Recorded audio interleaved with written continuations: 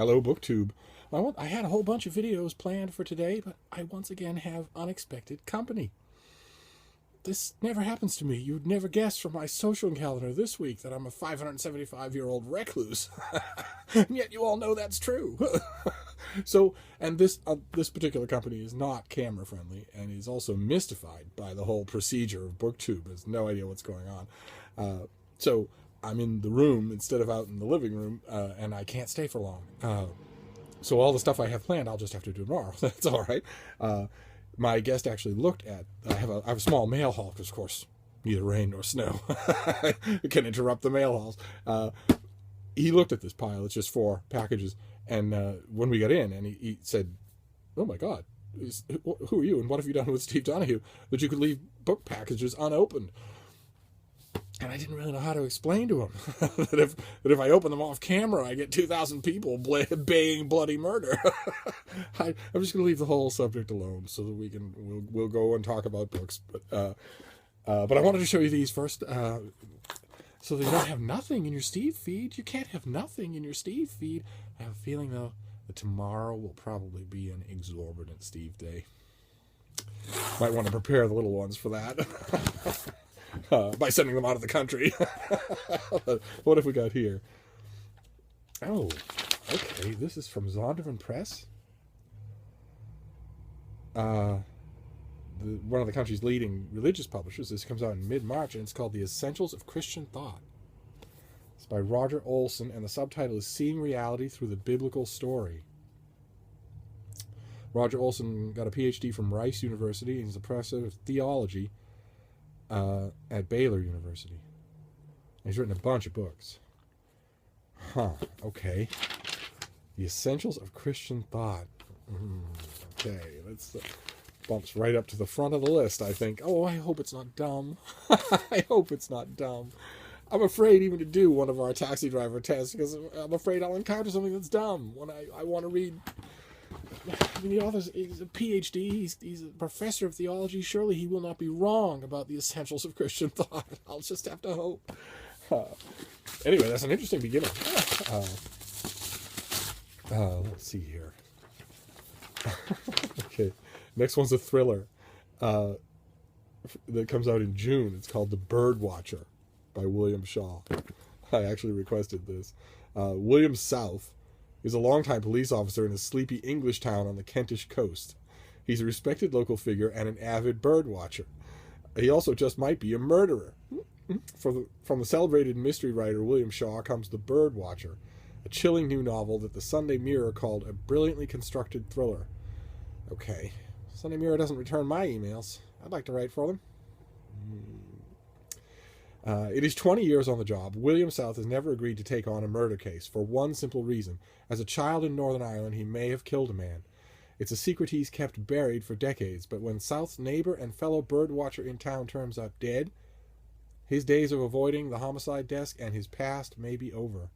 The lead suspect is a drifter from South's hometown. The victim is the only person who could connect South to his past crime. Paired up with a new sergeant from London, the troubled and vivacious Alexandra Cupidity is her last name, in case you wonder if they're going to end up in bed together. South must work the case while keeping his connection a secret, even as he worries just how deep that connection may go. Okay, so the victim is the only person who could connect South to his past crime is obviously not true. The killer also obviously connects him to his past crime, otherwise... There's the thing about these thrillers, you can't go at them wanting the main courses of your meal. You can't do that. You have to go at them wanting the garnish and the dessert and whatnot. I mean, from that paragraph that I just read, is there anything of any substance about this book that we can't predict right now? For not even page 1 of the book, and it comes out in June. But maybe it's. Let's see if it's well done, shall we? Chapter 1, Sentence 1. There were 2 reasons why William South did not want to be on the murder team. First was that it was October. The migrating birds had been arriving on the coast. The second was that, though nobody knew it, he was a murderer himself. Okay, that's a great opening. A little spoiled by the publicity material. I think there was a way to write that publicity material without spoiling the first part of the book, but that's still a winner of a way to open a book. All right, well, that's the first part, though. Any trained rhesus monkey can write. Let's go to a paragraph at random and see.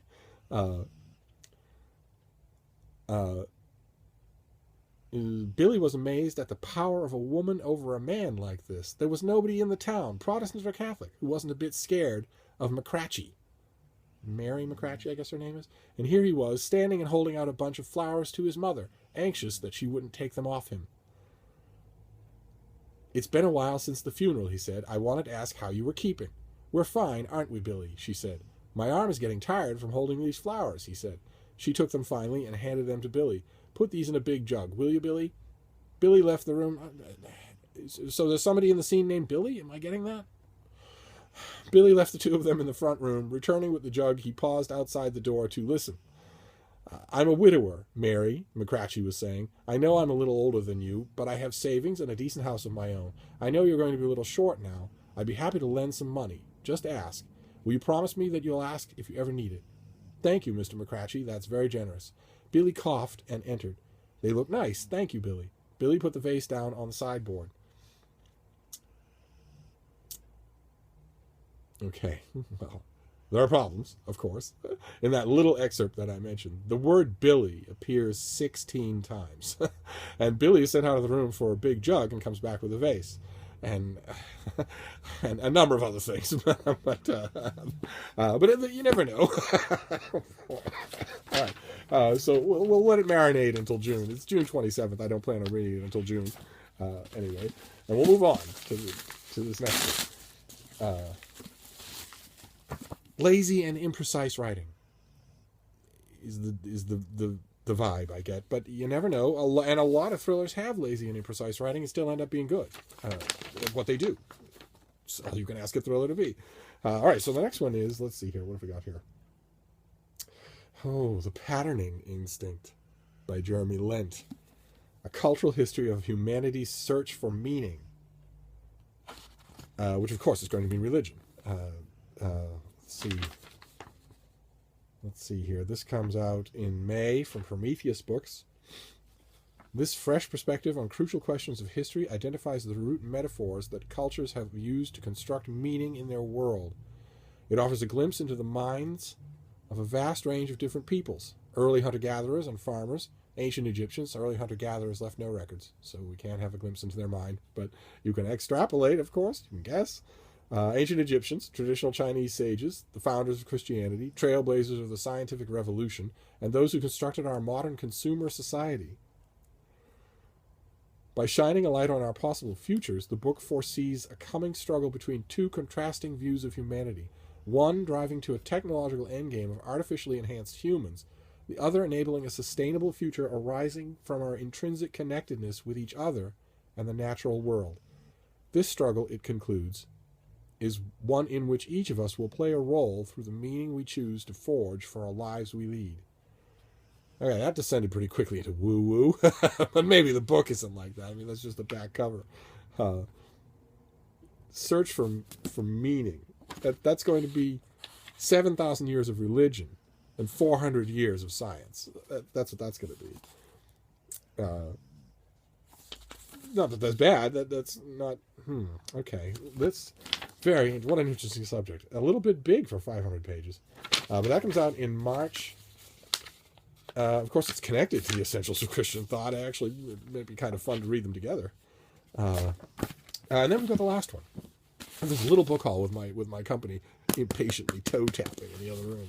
Goodness gracious. All the company I really need is you. The rest of these people can take a long walk off a short pier.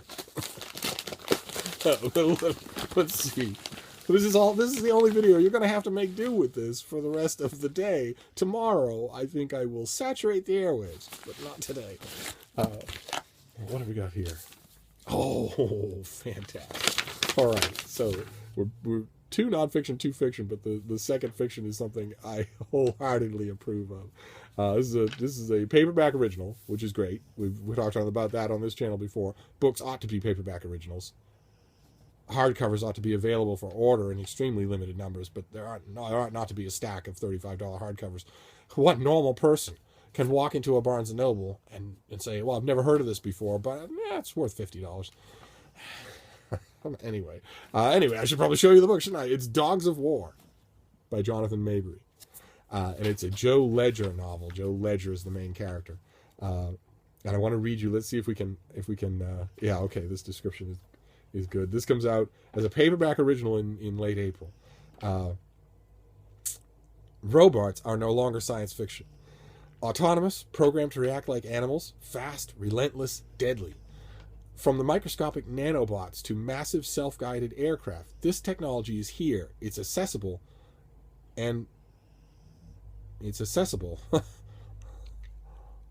Okay. I think that accessible is probably what was meant. Accessible, meaning what? This technology's here, and a guy with horn-rimmed glasses and a trench coat could go out and hand it a service for back taxes. It is accessible, sir. You've been assessed. I think the author of the blurb probably means accessible with a C, not an S. But what's even scarier is that almost anyone can get their hands on it. Well, yes. Okay. A freelance terrorist uses the latest generation of robot dogs to deliver WMDs into cities across America. Sophisticated military weapons systems turn on their human masters. A technological apocalypse is coming, and we may be too late to stop it. Joe Ledger and a newly rebuilt Department of Military Sciences square off against this new